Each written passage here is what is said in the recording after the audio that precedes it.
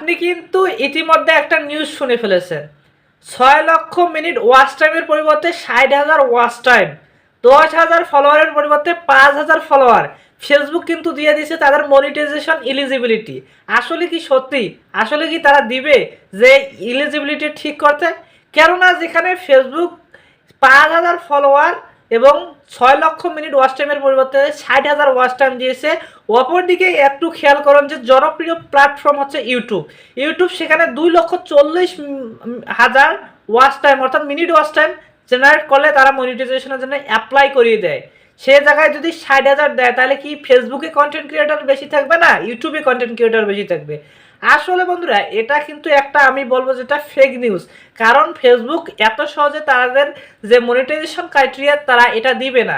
জানি না এই ভিডিওটা আমাকে ডিলিট করতে হবে কি না।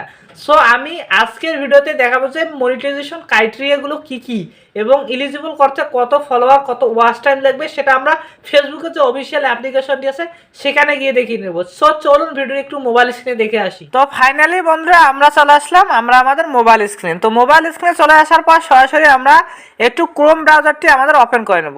তো বন্ধুরা আমাদের ক্রোম ব্রাউজারটি ওপেন করার পর আমরা এখানে ক্রোমে সার্চ করব ক্রিয়েটর স্টুডিও লিখে সার্চ করব। তো আমরা যদি ক্রিয়েটর স্টুডিও লিখে সার্চ করি তাহলে আমাদের সামনে এরকম একটা পেজ ইন্টারফেস শো হবে। তো আমরা এটা লগ ইন করে নেব। লগ ইন করার পর আমাদের সামনে যে ক্রিয়েটর স্টুডিওর যে অ্যাপ্লিকেশনটি আছে সেটি আমাদের ফেসবুকের সাথে কানেক্ট করা থাকলে কিন্তু অটোমেটিক চলে আসবে। তো বন্ধুরা আমার যেহেতু কানেক্ট করা আছে তো অটোমেটিক চলে আসলো। তো এখানে যদি আমার অরিজিনাল যে পেজটি সেই পেজটি আমি আগে লগ ইন করে নেই, আপনাদের যে পেজটি থাকবে সেটি এখানে লগ ইন করা থাকবে। সো আমার পেজটি থেকে দেখাচ্ছি। তো বন্ধুরা এখানে এরকম আপনাদের আসতেও পারে না আসতেও পারে, কিন্তু আপনাদের মেটা সুইচ বিজনেস অ্যাপে নিয়ে যেতে পারে যেহেতু আমার সুইচ করা নেই। সো বন্ধুরা যাই হোক আপনাদের এরকমই একটা ইন্টারফেস শো করাবে। করার পর আপনারা একটু এখানে দেখতে পারবেন কর্নারে একটু জুম করে দেখাচ্ছি আমি, কর্নারে দেখতে পারবেন এখান থেকে মনিটাইজেশন নামে যে অপশনটি দেখতে পারবেন। আপনারা এই মনিটাইজেশনের ওপর যদি ক্লিক করে দেন তাহলে কিন্তু আপনাদের যে পেজটি এখানে লগ ইন করা থাকবে, যে ফেসবুক পেজটি অথবা ফেসবুক আইডিটি লগ ইন করা থাকবে সেটির এখানে মনিটাইজেশন ক্রাইটেরিয়া দেখাবে।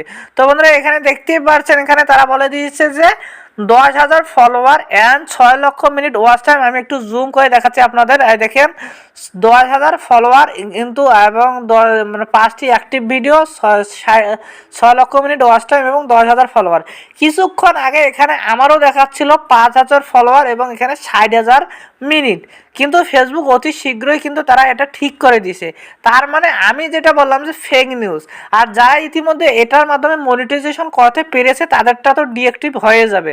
তো আমরা এখন দেখবো যে আমার পেজের কোয়ালিটিটা কীরকম। এখানে দেখতে পাচ্ছেন পেজ এলিজিবিলিটি, এটার উপর যদি আমি ক্লিক করি তাহলে বন্ধুরা দেখতে পারবেন এখানে ইনস্ট্রিম লাইভের জন্য আছে, অ্যাডস লাইভের জন্য আছে, ফ্যান সাবস্ক্রিপশনের জন্য আছে এবং ইনস্ট্রিমিং অ্যাডসের জন্য আছে। তো আমরা ইনস্ট্রিমিং অ্যাডের যে এখানে একটু জুম করব, এখানে দেখতে পারবো নিচে ভিউ ক্রাইটেরিয়া নামে একটা অপশন দেখতে পারবো। তো আমরা যদি এখানে ভিউ ক্রাইটেরিয়ার ওপর ক্লিক করি তাহলে বন্ধুরা এখানে আসল খেলা দেখতে পারবেন। তো বন্ধুরা এখানে দেখতে পাচ্ছেন ফলোয়ার আমাদের লাগবে 10,000 ফলোয়ার, কিন্তু তারা বলে দিয়েছে দিস পেজের জন্য 10,000 ফলোয়ার। আর আমার পেজটি কিন্তু 3% হয়ে গেছে, তার মানে 10,000 ফলোয়ারের মধ্যে 300 ফলোয়ার আর কি বলা যায়। এরপর আমার দেখতে পাচ্ছেন যে মিনিট টাইম 11% হয়েছে এবং অ্যাক্টিভ ভিডিও 5টি ভিডিও, অর্থাৎ ফুল ভিডিও 3 মিনিটের ভিডিও 5টি লাগবে। তো আমাদের দেখতে পাচ্ছেন আপনার জব পেজে আপনারা এইভাবে এসে যে দেখবেন যে আপনার পেজের মানে কোয়ালিটিটা এলিজিবিলিটিটা কেমন গেছে। তো বন্ধুরা মূলত আজকে ফেক নিউজটা জানার পর থেকে আমি ভাবলাম যে না আমার দর্শককে একটা ভালো ভিডিও দেওয়া উচিত।